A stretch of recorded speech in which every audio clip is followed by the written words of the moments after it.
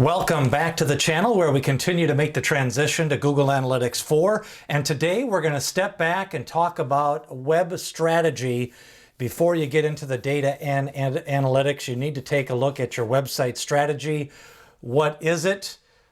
Things to consider for your web strategy and how to think long-term as you start to build out your website and try to optimize your web analytics. Now, when we talk about strategy, we're talking about engagement, brand awareness, share of voice, ROI, return on investment, and customer experience and how customers can interact on your website. So strategy is a lot more than just what's actually on the website. Really, the web strategy involves the long-term business plan to create and develop a company's website presence. And a web strategy, in essence, is a roadmap that takes you from where you are to where you want to be. The main thing with web strategy is you need to think about the technology and the content as being separate. So we're going to take a look at each of those.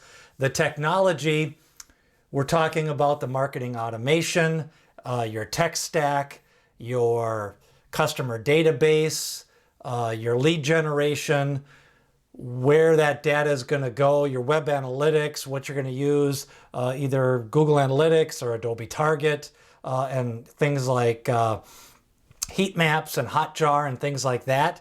That's the technology component of your website strategy. So as you're building that out, you want to think about all the technology pieces, and that may be your technology officer, or you may have some specific technology strategists. So that's kind of one half of the marketing website strategy, which is the technology.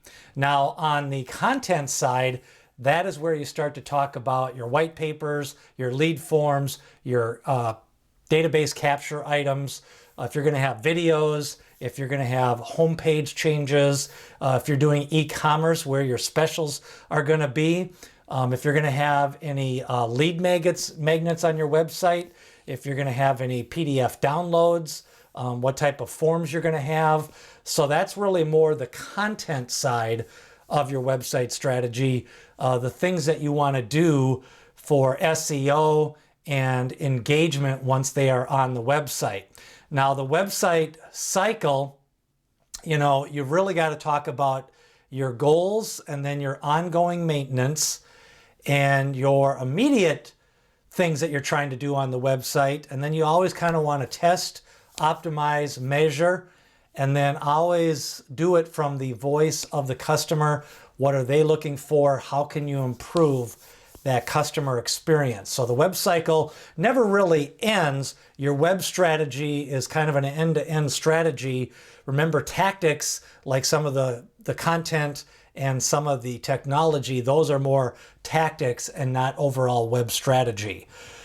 The brand awareness component, you want to consider your branded keywords, your non-branded keywords, what type of search intent you're looking for, the SEO components of your website. Is there certain pillar content that you want? Are you going to do any backlinking to other website? Where are you going to link to internally? What do you want to designate as your most important pages? You want to think about your H1 tags. You want to think about some of the headers and things like that for your website.